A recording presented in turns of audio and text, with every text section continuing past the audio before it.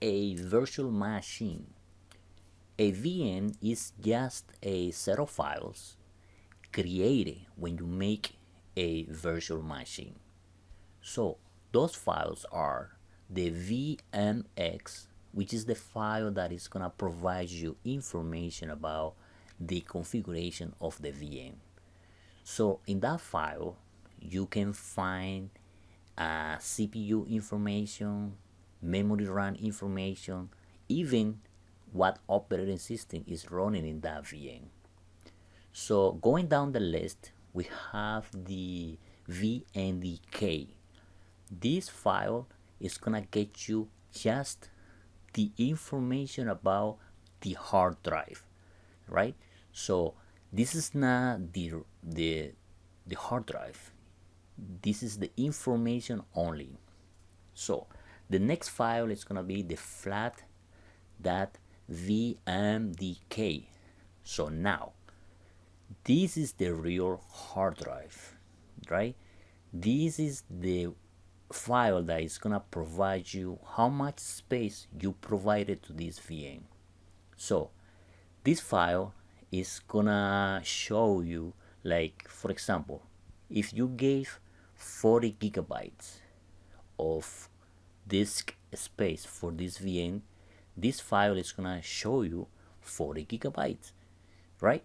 So this is that simple. All right, so going down, we have the NVRAM. This file is gonna get you the information about the BIOS, right? So the BIOS is gonna be the configuration for the computer, right? So this is pretty much the same. Actually, it is the same as a physical computer, right? When you boot up a computer, you wanna get into the BIOS, you press a key, and boom, you're gonna get the black screen with the information for the BIOS. This is exactly the same, right? So we have the VMware.lag. So this file is gonna provide you information about the activity of the changes to the VM. For example, this file is gonna get you information about the kernel. As you already know, a kernel is the central part of an operating system. Okay, all right. So going down the list, we have the VMware dash the number sign that lag. So that means that every time that the VM makes changes, it's gonna go in sequence. For example, it's gonna start with number one, and then it's gonna go to number two, it's gonna go to number three. So you're gonna be able to, go back and see what went wrong or what is going on with the VM. This is very important when you need to troubleshoot an issue with the virtual machine. All right, so next we have the VSWP. This is the swap file that is created in every single VM. So every time that you power on a virtual machine, a swap file is going to be created.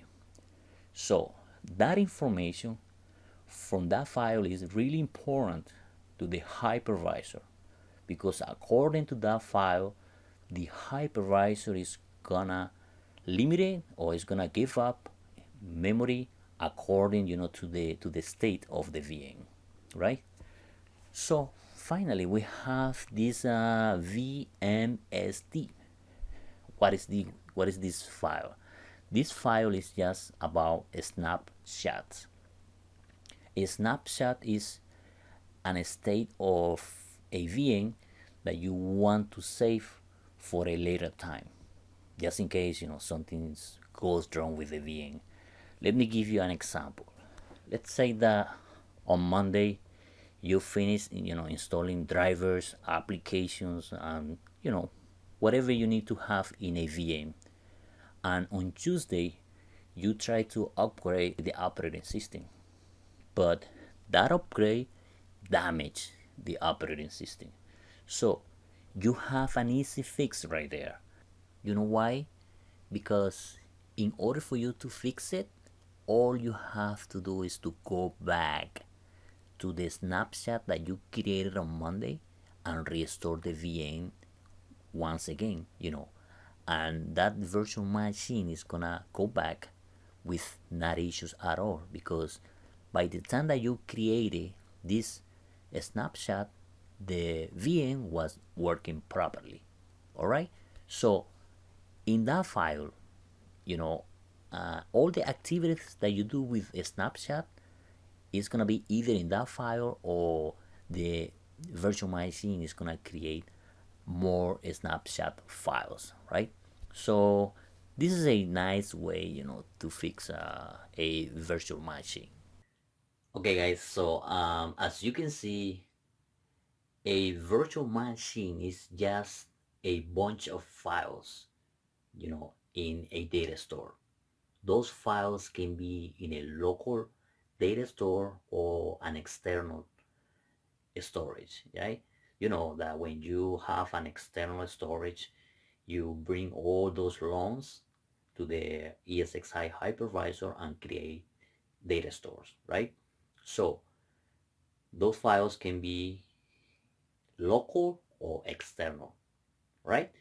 So those files that you saw in that display, or the image that I show you, they are not all the files. We still got more files, but those files are the most important, right? And those files are the one that you're gonna be making changes all the time, just in case, you need to get into those files and make any configuration or fix a VM that is damaged. All right, so let's go and keep on learning about VMs.